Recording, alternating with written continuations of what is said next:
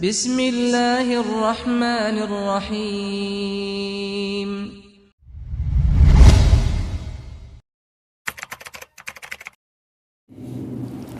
Bismillahirrahmanirrahim.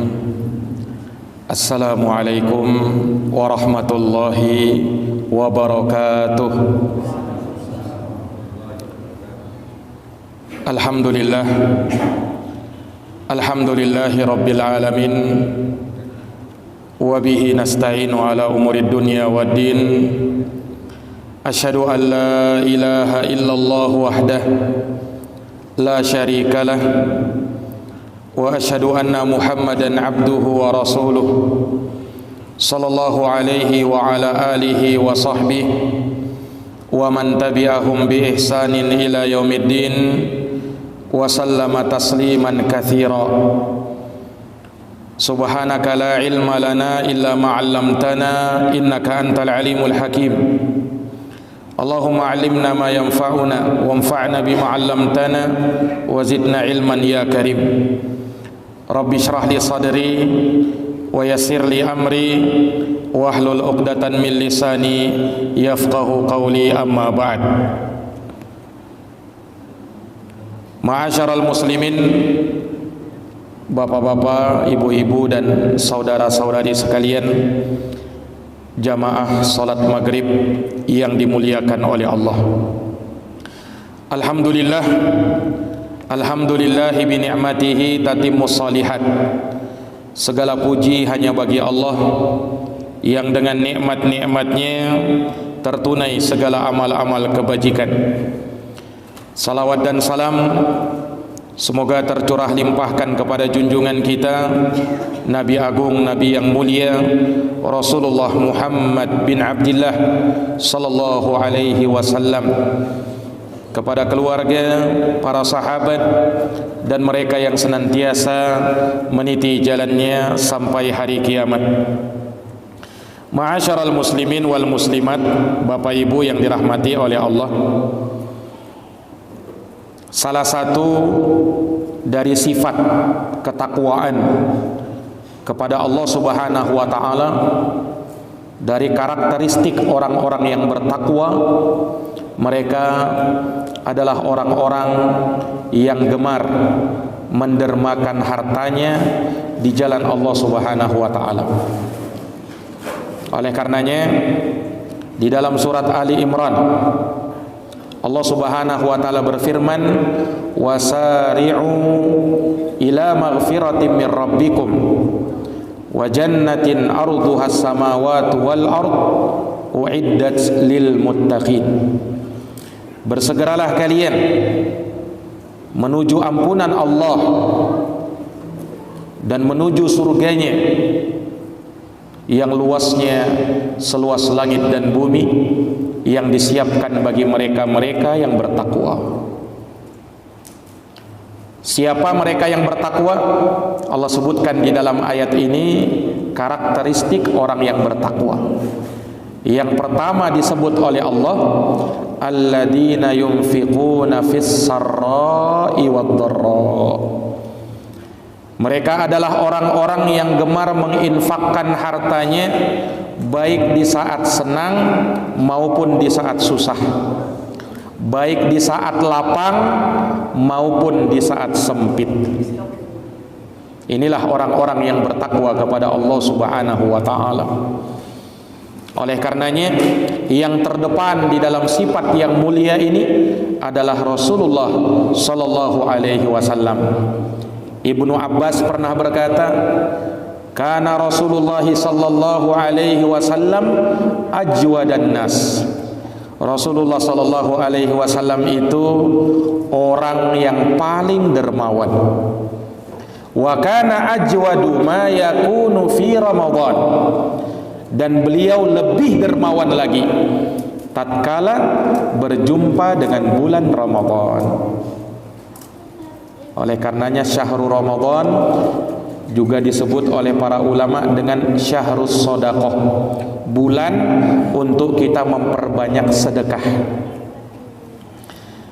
Karena sedekah ini akan bisa memadamkan dan menghapuskan segala dosa dan kesalahan.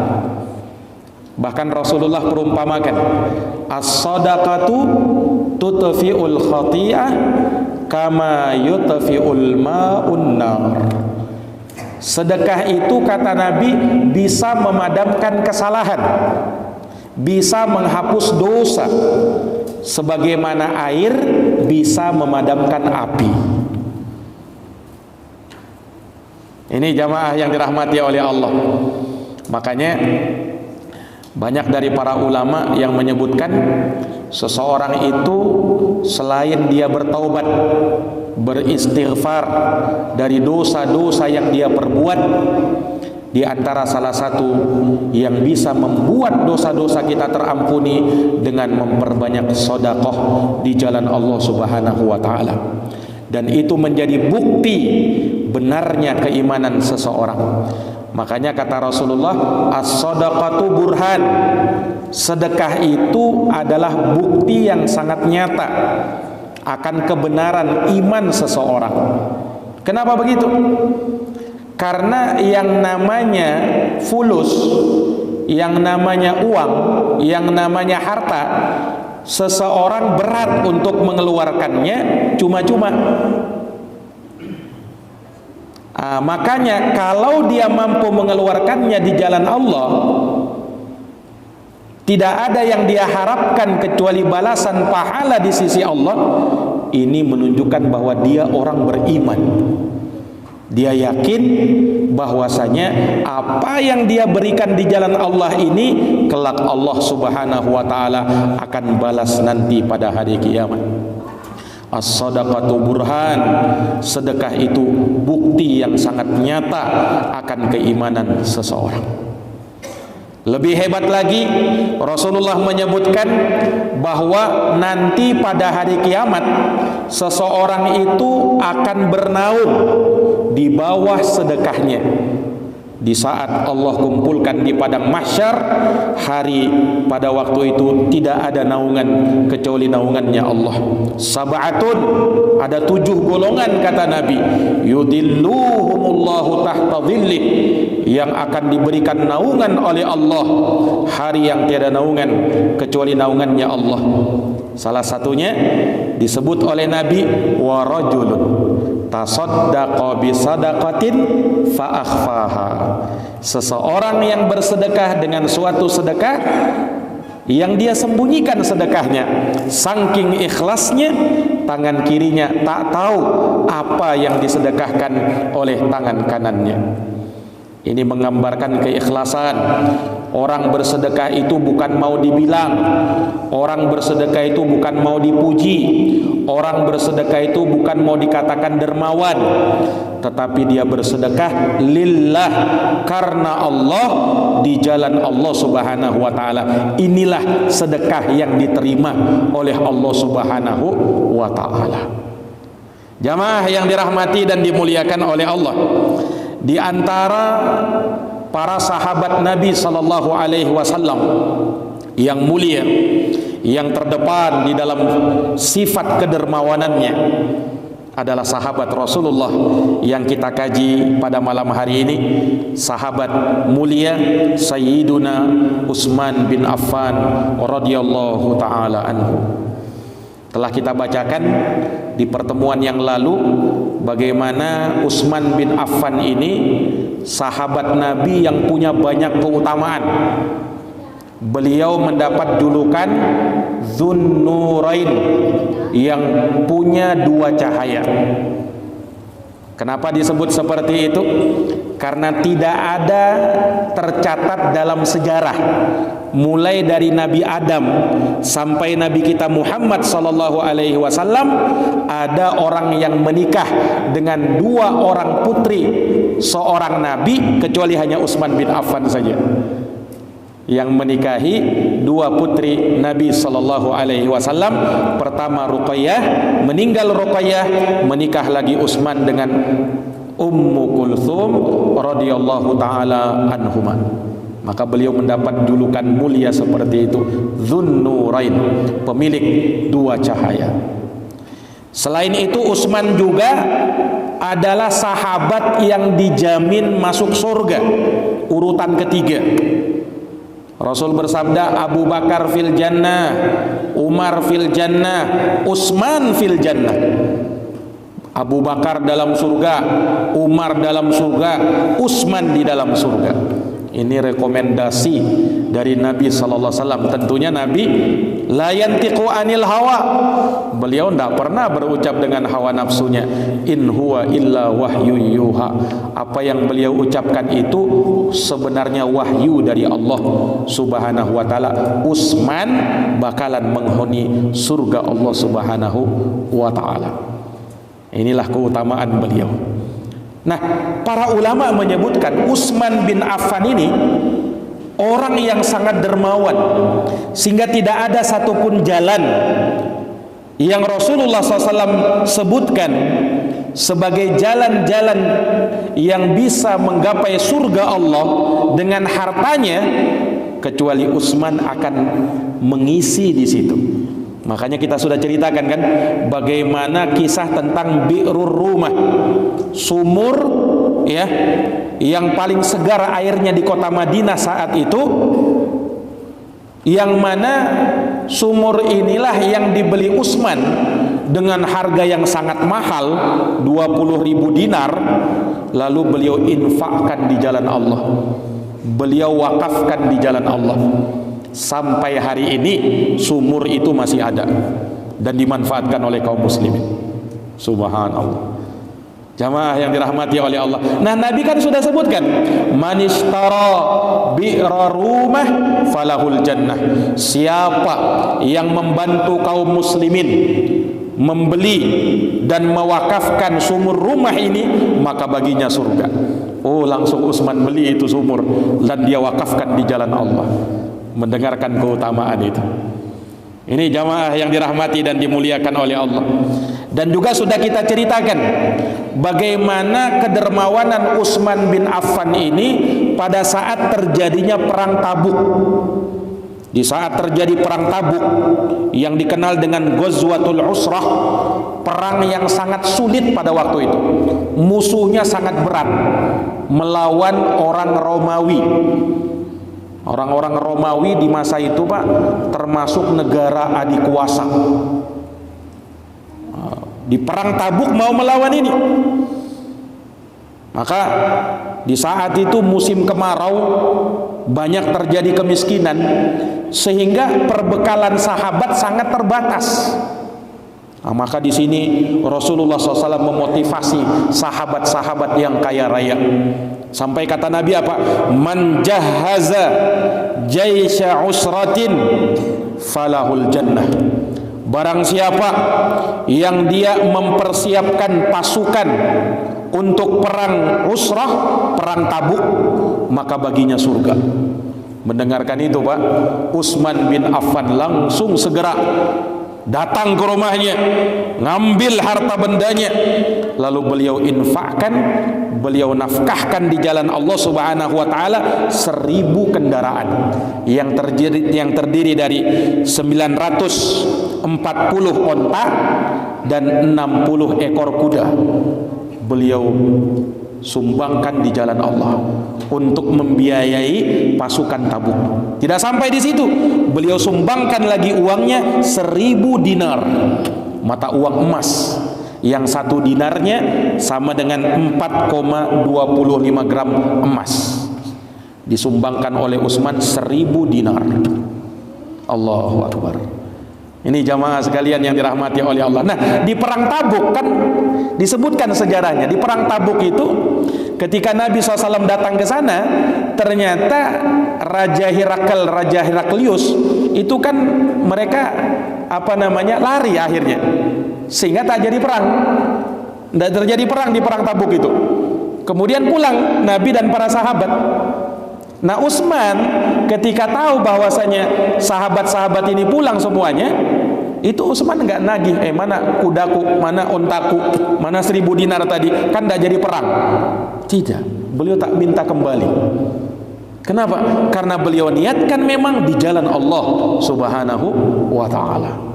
Dan beliau mengharapkan janji Rasulullah sallallahu alaihi wasallam.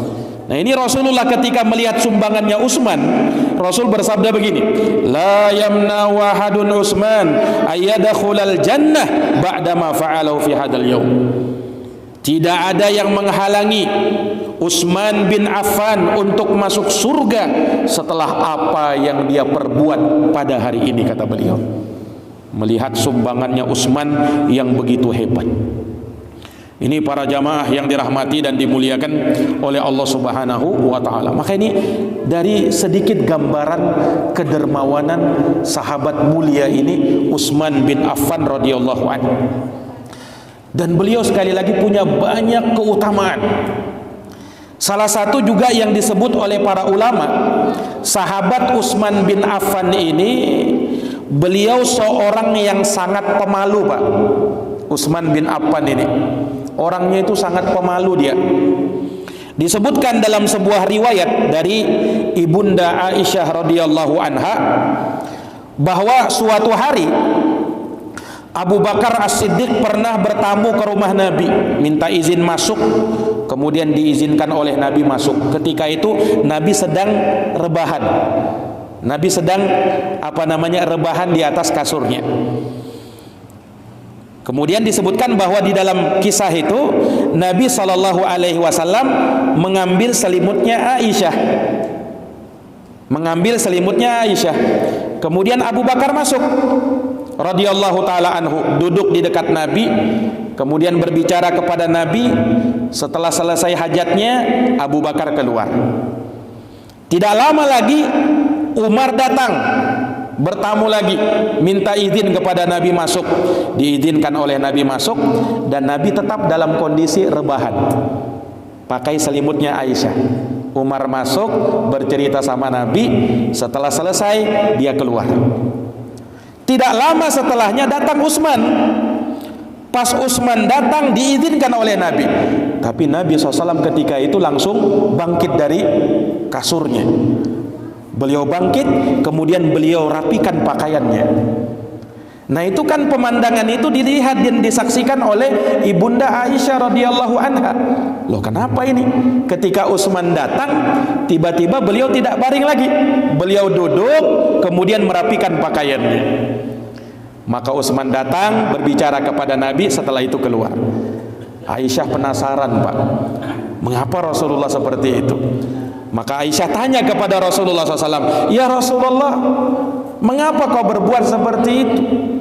Abu Bakar masuk, Umar masuk, kau biasa saja. Tapi kenapa ketika Utsman yang masuk, kau rapikan pakaianmu, kau duduk, kau tidak baringan lagi? Ada apa ya Rasulullah dengan Utsman ini? Maka Rasulullah bersabda, ya Aisyah, inna Utsmana rajulun hayyun. Wahai Aisyah, Utsman itu orangnya pemalu dia. Wa inni khasyitu in adintu lahu ala tilkal hal alla yuballigha ilayya hajatah.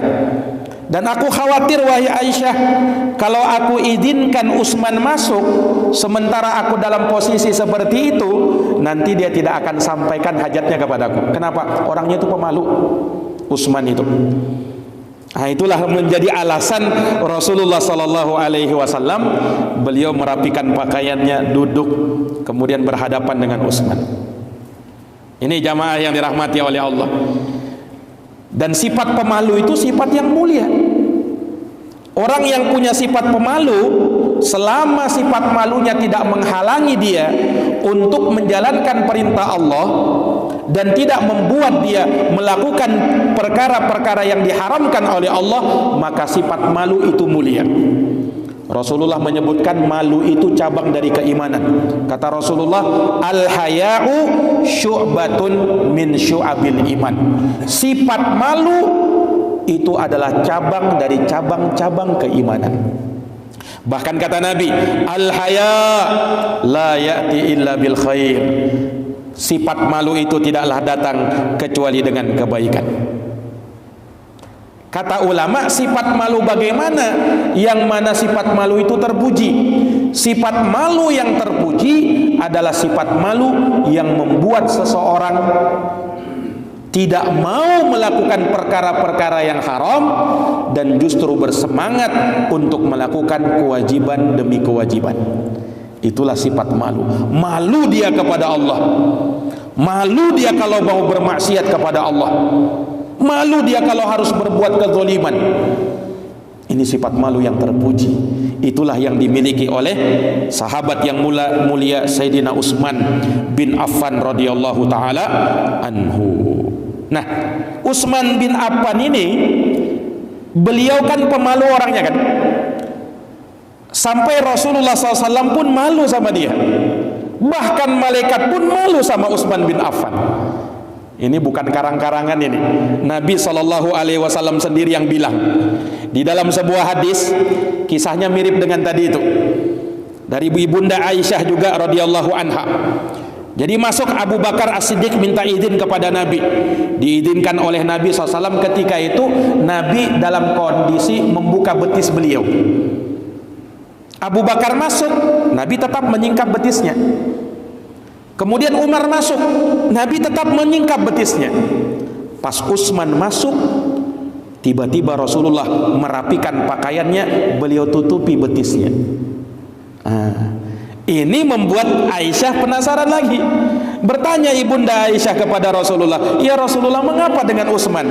Kata Rasulullah sallallahu alaihi wasallam, "Ya Aisyah, ala astahyi min rajulin tastahyi minhul malaikah?" Wahai Aisyah, tidakkah aku malu dengan seseorang yang malaikat saja malu kepada dia? Kepada siapa? Kepada Utsman bin Affan radhiyallahu taala anhu. Malaikat sampai malu, Pak. Subhanallah.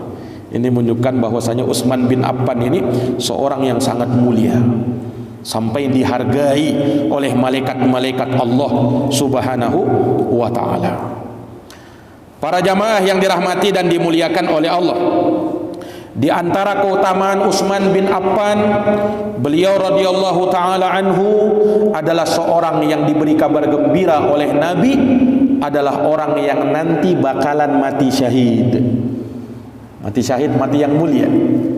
Seorang dikatakan mati syahid, jaminannya surga. Dijemput oleh bidadari surga. Disiapkan oleh untuknya surga yang paling tinggi, yaitu Jannatul Firdaus, surga Firdaus. Itu pernah disebutkan oleh Nabi untuk Utsman bin Affan. Pernah suatu hari Nabi SAW bersama 3 orang sahabat, Abu Bakar, Umar, Utsman radhiyallahu anhum ajmain, naik ke Gunung Uhud. Tiba-tiba Gunung Uhud bergoyang, bergetar Gunung Uhud.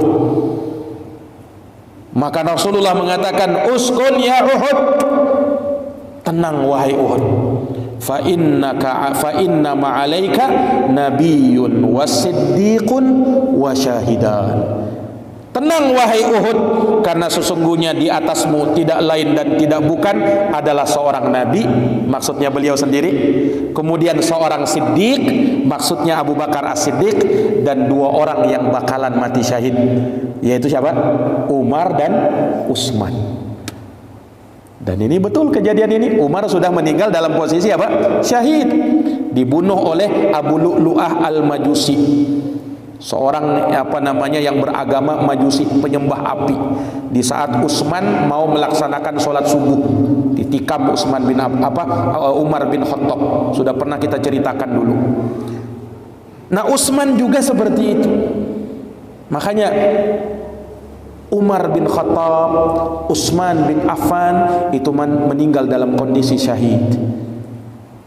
Jamaah yang dirahmati dan dimuliakan oleh Allah Subhanahu wa taala. Dan ini hakikatnya kabar gembira yang diberitakan oleh Nabi untuk Utsman.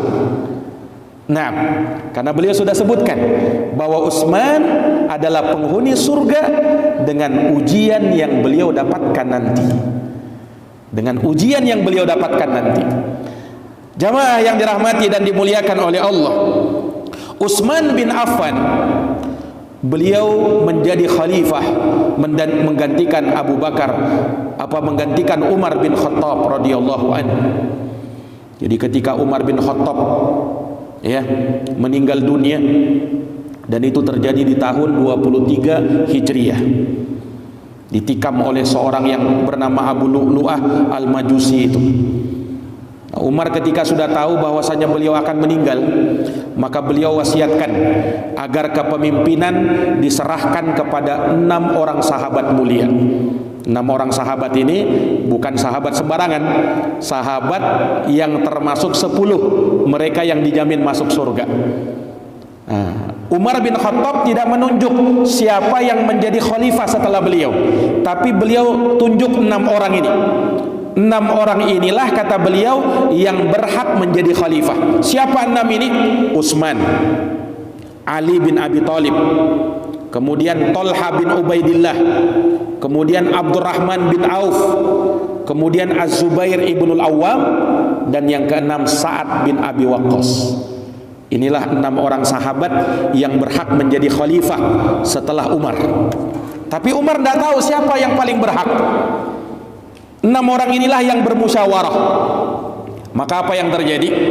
Disebutkan jamaah sekalian yang dirahmati dan dimuliakan oleh Allah Subhanahu wa taala, Az-Zubair ibnul Awwam dari 6 sahabat tadi mundur dan beliau kasihkan haknya kepada Ali bin Abi Thalib. Kata Zubair, aku mundur, hakku keberikan kepada Ali bin Abi Thalib. Kemudian setelah itu Sa'ad bin Abi Waqqas juga mundur. Dia bilang apa? Saya berikan hak saya kepada Utsman bin Affan. Thalha bin Ubaidillah juga mundur. Dia bilang saya berikan hak saya kepada Abdurrahman bin Auf. Tersisalah 3 sahabat ini, Utsman, Ali, Abdurrahman bin Auf. Siapa yang menjadi khalifah dari 3 sahabat ini? Ketika itu Abdurrahman bin Auf mundur. Beliau merasa tidak pantas menjadi khalifah, yang pantas 2 orang ini. Maka Abdurrahman bin Auf mundur. Tersisalah 2 sahabat, Utsman kah atau Ali? Nah, kata Abdurrahman bin Auf, aku mundur dan biarkan aku memilih siapa di antara 2 sahabat ini yang berhak menjadi khalifah. Apa yang dilakukan oleh Abdurrahman bin Auf, Pak? Abdurrahman bin Auf keliling kota Madinah. Tiap pintu rumah kota Madinah beliau tanyai. Pertanyaannya gini, Utsman atau Ali? Utsman atau Ali? Tiap rumah kota Madinah Abdurrahman bin Auf ketuk, nanyain siapa yang kalian pilih, Utsman atau Ali? Ini 2 orang sahabat mulia ini. Utsman menantu Nabi, Ali juga menantu Nabi, dan dua-duanya punya keutamaan, sehingga bingung mau pilih Utsman atau Ali.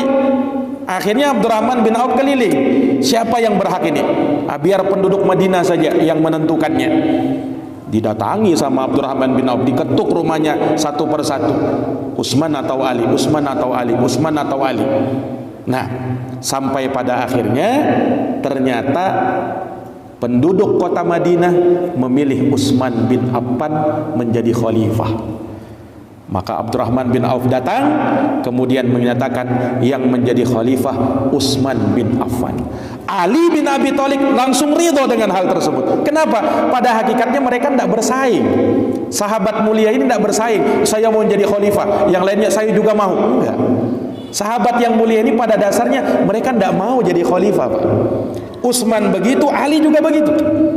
Nah, sehingga ketika Utsman yang terpilih, Ali tidak merasa kecewa akhirnya bermusuhan dengan Utsman bin Affan. Tidak, justru Ali senang. Kenapa? Karena kan pada dasarnya khilafah, menjadi seorang khalifah itu beban bagi beliau. Sehingga ketika Utsman yang terpilih, beliau senang. Nah, dan membaiat Utsman bin Affan yang menjadi khalifah. Nah, karena itulah beliau diangkat menjadi khalifah. Para jamaah yang dirahmati dan dimuliakan oleh Allah. Nah, di saat kekhilafahan beliau inilah banyak kejadian-kejadian yang terjadi, termasuk fitnah-fitnah yang bertubi-tubi menimpa sahabat Utsman ibnu Affan radhiyallahu anhu. Jamaah yang dirahmati dan dimuliakan oleh Allah Subhanahu wa taala, perlu diketahui sahabat Utsman bin Affan ini, di antara keutamaan beliau juga, beliau itu sangat sering membaca Al-Quran. Ini keutamaan beliau. Beliau sangat dekat dengan Quran, Pak. Beliau yang meriwayatkan hadis itu, hadis yang terkenal itu. Khairukum man ta'allamal Qur'ana wa 'allamah. Sebaik-baik kalian adalah yang membaca Quran dan yang mengajarkan Quran. Hadis sahih riwayat Imam Al-Bukhari. Itu yang meriwayatkannya sahabat Utsman bin Affan itu.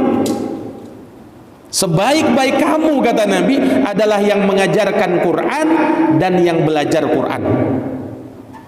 Nah, ini beliau meriwayatkan hadis dari Nabi SAW. Itu bukan sekedar meriwayatkan, tapi beliau amalkan, Pak. Utsman bin Affan pernah berkata begini, "Lau tahurat qulubuna ma syabi'at min kalami rabbina."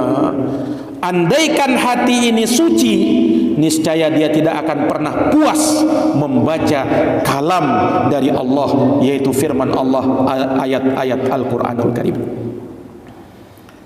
Saking Utsman bin Affan ini sangat dekat dengan Quran, sangat sering baca Quran, Pak. Pernah disebutkan dalam satu riwayat, Utsman bin Affan pernah mengkhatamkan Quran dalam sekali berdiri untuk sholat malam. Utsman bin Affan pernah mengkhatamkan Quran sekali berdiri dalam sholat malam. 30 juz, Pak. Dari juz 1 sampai juz 30. Nah, kalau kita 1 juz saja sudah gimana kaki itu rasanya. Ini Utsman bin Affan 30 juz. Dan itu riwayat yang sahih dari beliau. Allahu Akbar. Itu baru 1 rakaat itu. 1 kali berdiri Utsman bin Affan. Kenapa? Oh, mungkin kita bertanya-tanya, enggak capek kah itu, Ustaz? Utsman bin Affan seperti itu. Enggak lelah kah itu? Ini beliau sudah mengucapkan kalimat ini. Andaikan hati itu bersih, niscaya tidak akan pernah puas membaca kalam-kalam ilahi itu, ayat-ayat Al-Quranul Karim. Subhanallah. Beda dengan sebagian kita kan, kita membaca 1 lembar aja sudah anu kita itu, capek rasanya, lelah rasanya, ingin cepat selesai rasanya. Subhanallah. Ini kedekatan Utsman bin Affan terhadap ayat-ayat Al-Qur'anul Karim. Dan banyak riwayat-riwayat yang menunjukkan bagaimana kedekatan Utsman bin Affan dengan Quran ini. Diriwayatkan juga beliau pernah berkata yang maknanya, sesungguhnya aku sangat benci ada 1 hari yang aku lewatkan tanpa membaca Al-Quran. Ini, Pak. Makanya hari-hari kita jangan pernah lewat untuk sekedar baca Quran, walaupun cuma 1 halaman, walaupun cuma beberapa ayat, baca Quran itu. Aku benci, kata Utsman bin Affan, ada 1 hari yang terlewatkan sementara di hari itu aku tak membaca Quran. Subhanallah. Ini jamaah yang dirahmati oleh Allah. Beliau juga pernah berkata, di dunia ini yang paling aku cintai ada 3. Yang pertama, memberi makan orang yang kelaparan. Yang kedua, memberi pakaian orang yang tak punya baju. Dan yang ketiga, qiraatul Quran, membaca Quran. Inilah 3 hal yang paling kucintai di dunia ini. Beliau juga pernah berkata, arbaun, ada 4. Andaikan 4 ini ada, ya, kata beliau, kalau dia nampak maka itu keutamaan, kalau dia tersembunyi maka itu kewajiban. Apa itu? Berkumpul dengan orang-orang soleh adalah keutamaan, meneladani orang-orang soleh adalah kewajiban. Kemudian kata beliau yang kedua, qiraatul Quran, membaca Quran adalah keutamaan, wal amalu bihi wajib, mengamalkan Quran adalah wajib. Yang ketiga, ziaratul kubur fadilah, berziarah kubur itu keutamaan, wal amalu bima ba'dal maut wajib, sementara beramal, persiapan, bekal untuk nanti setelah mati itu wajib, kata beliau. Dan yang terakhir, wa i'adatul marid, membesuk, menjenguk orang sakit keutamaan, ya, wa akhdul wasiyah minhu wajibah, sementara mengambil wasiatnya, ya, menjalankan wasiatnya adalah kewajiban. Itu Utsman bin Affan radhiyallahu taala anhu. Para jamaah yang dirahmati dan dimuliakan oleh Allah, Utsman bin Affan saking beliau ini dekat dengan Quran, Pak, beliau meninggal dunia dalam keadaan terbunuh sedang membaca Quran. dalam ceritanya itu, dalam kisahnya itu. Utsman bin Affan terbunuh dalam keadaan apa? Beliau membaca Quran sampai darahnya itu menetes di ayat Quran, Pak. Jadi beliau meninggal itu dalam keadaan apa namanya, ditebas oleh orang-orang jahat pada waktu itu di dalam rumah beliau, dan beliau sedang membaca Quran sehingga darahnya itu menetes di ayat-ayat Quran. Utsman bin Affan itu. Jamaah yang dirahmati dan dimuliakan oleh Allah, kenapa beliau sampai terbunuh? Ini kisah terakhir yang akan kita mau ceritakan. Jadi di masa Utsman bin Affan, di saat beliau memegang tampuk kekhilafahan, di awal-awal beliau memegang kekhilafahan aman, damai. Nah, tetapi di akhir-akhirnya beliau ditimpa fitnah. Isu-isu buruk itu menimpa beliau. Makanya Utsman bin Affan itu dikabarkan diisukan dengan isu-isu yang jahat, dan itu dipelopori oleh salah seorang yang jahat pada waktu itu yang pura-pura masuk Islam, namanya Abdullah bin Saba al-Yahudi. Pernah dengar nama ini, Pak? Abdullah bin Saba al-Yahudi. Ini tokoh dikenal dia dengan Ibnu Sauda. Nah, inilah orang yang mempelopori terbunuhnya Khalifah Utsman bin Affan. Dia yang menyebarkan isu hoax, berita-berita bohong itu ke berbagai negeri dia jalan, Pak.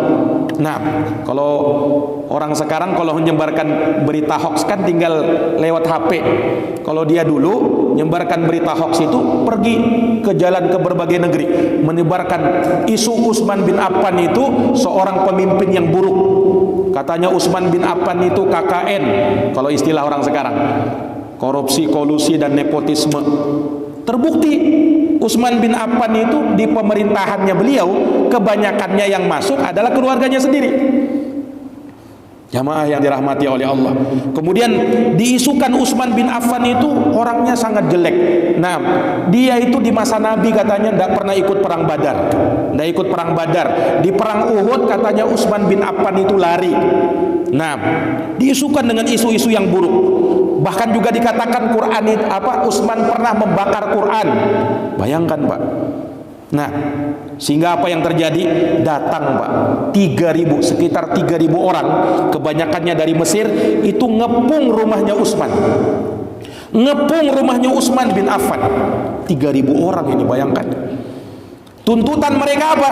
Tuntutan mereka agar Utsman bin Affan ya mengundurkan diri, melengser dari apa namanya, tampuk kekhilafahan.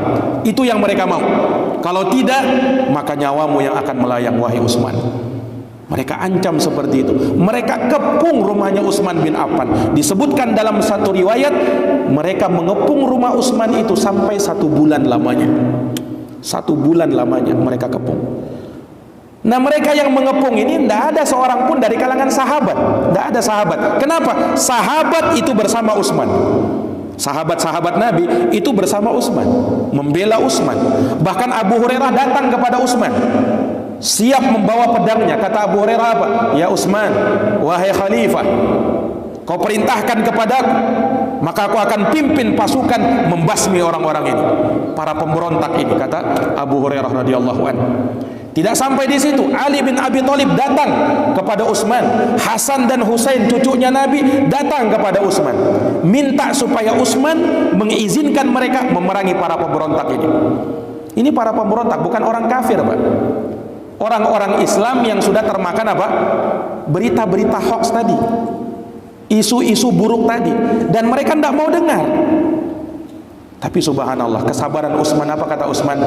Wahai Abu Hurairah, jangan kau perangi mereka, sebab kalau kau tumpahkan darah mereka, kau tumpahkan darah kaum muslimin, kata Utsman. Beliau memilih untuk bersabar pada waktu itu. Subhanallah, Utsman sempat jelaskan, Pak, apa yang diusukan kepada beliau dari isu-isu yang buruk. Utsman jelaskan, tidak seperti itu fitnah. Utsman jelaskan, berusaha menjelaskan kepada 3.000 orang ini, banyak jumlah mereka. Akhirnya ketika itu Utsman berusaha menjelaskan, mereka ketika itu mau sadar. Mereka mau sadar, akhirnya banyak yang pulang. Tidak jadi mengepung rumahnya Utsman. Ketika mereka mau pulang, tiba-tiba Pak, ada seorang yang dia lari tergopoh-gopoh, ya. Ini yang membuat fitnah lagi nih, orang ini. Dia lari tergopoh-gopoh, dilihat sama 3.000 orang dari Mesir ini. Datang dia, ini kenapa orang ini mencurigakan? Ditangkap sama orang ini, 3.000 orang ini. Kau ada apa? Dia keluarkan itu surat. Ternyata isinya suratnya Utsman. Isinya apa? Nanti kalau mereka tiba di Mesir, bunuh semua orang ini. Ada tanda tangan Utsman di situ. Nah, ini fitnah yang disebarkan oleh orang tersebut kepada Utsman. Akhirnya 3.000 orang ini yang tadinya sudah mau pulang, balik kembali kepada Utsman, nuntut kembali mereka. Nah, kalau orang sudah banyak Pak, masa sudah dikerahkan seperti itu, ada yang memprovokasi, oh sudah. Nah, mereka tidak mau dengar lagi ucapan Utsman bin Affan, karena mereka pikir Utsman mau membunuh mereka. Padahal itu fitnah. Utsman sudah jelaskan, bukan aku yang menulis surat itu fitnah. Tapi mereka tidak mau dengar lagi. Mereka tidak mau dengar lagi. Mereka kepung. Tuntutan mereka Utsman supaya lengser, supaya gugur dari tampuk kekhilafahan. Kalau tidak, nyawamu wahai Utsman. Subhanallah. Maka apa yang terjadi Pak di tahun 35 Hijriah, tepatnya di tanggal 12 Dzulhijjah, di hari Jumat, Utsman bin Affan terbunuh ketika itu. Terbunuh di dalam rumah beliau sendiri. Dalam keadaan beliau sedang membaca Quran, datang orang yang paling celaka, satu orang masuk, kemudian mau menebas Utsman bin Affan. Tapi ketika itu dihalau oleh istrinya yang bernama Nailah radhiyallahu anha, sampai terputus Pak jari istrinya Utsman bin Affan. Kemudian dia keluar, masuk lagi orang mau membunuh Utsman. Nah, orang inilah yang telah membunuh Utsman bin Affan radhiyallahu anhu. Beliau pun mati dalam keadaan syahid, dan darahnya sempat menetes kemana? Ke ayat Quran yang beliau baca. Radhiyallahu ta'ala anhu wa arda. Semoga Allah subhanahu wa ta'ala meridhai sahabat yang mulia yang beliau meninggal dalam keadaan terzalimi, dan beliau mati dalam keadaan syahid, meninggal dalam keadaan syahid, wafat dalam keadaan syahid di jalan Allah subhanahu wa ta'ala. Para jamaah yang dirahmati dan dimuliakan oleh Allah, ini cerita singkat tentang Utsman bin Affan. Tentunya banyak hal-hal yang tidak kita ceritakan, hal-hal yang kita singkat, yang belum kita bahas dan belum kita sampaikan. Tetapi demi meringkas pertemuan yang singkat ini, mudah-mudahan apa yang kita ceritakan ini bisa mewakili apa-apa yang disebutkan oleh para ulama, ahli sejarah, ahli sirah tentang berita Utsman bin Affan radhiyallahu anhu, sahabat mulia dari sahabat Rasulullah sallallahu alaihi wasallam. Dan semoga keteladanan beliau bisa menjadi pelajaran bagi kita semuanya, bisa menjadi pendorong bagi kita untuk bersemangat di dalam Islam ini, berjuang demi agama kita dan melakukan amal-amal soleh sebagaimana yang dilakukan oleh sahabat Nabi yang mulia Sayyidina Utsman ibnu Affan radhiyallahu taala anhu. Jamaah yang dirahmati oleh Allah Subhanahu wa taala, mungkin demikian yang bisa kami paparkan terkait dengan sejarah hidup sahabat mulia Utsman bin Affan. Lebih dan kurangnya saya mohon maaf. Jazakumullahu khairan katsiran. Kita akhiri dan kita tutup dengan doa kafaratul majlis. Subhanakallahumma wa bihamdika asyhadu an la ilaha illa anta astaghfiruka wa atubu ilaik. Subhana rabbika rabbil izzati amma yasifun wa salamun alal mursalin walhamdulillahi rabbil alamin. Wassalamu alaikum warahmatullahi wabarakatuh.